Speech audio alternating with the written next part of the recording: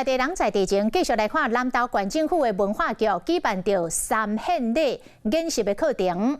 最后一节课是到民间的大天宫，实际来演练着三献礼完整的流程。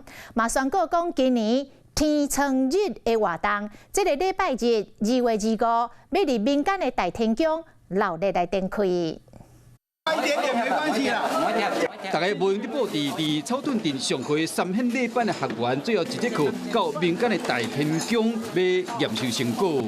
我们的那个小朋友哈，也学习了客家的那个三献礼。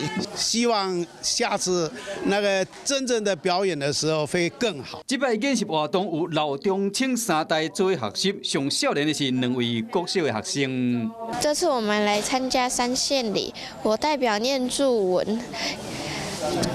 我们也有从头学到尾，让我们很有参与感。民间乡大天宫伫新民村，这嘛是乡内唯一的客家庄。乡所希望讲，会当用这个方式，和客家传统的文化传承落去。Hello， 我是郑雅芳。想要抢先掌握最及时的新闻资讯吗？赶快订阅、按赞、开启小铃铛，锁定华视新闻 YouTube 频道。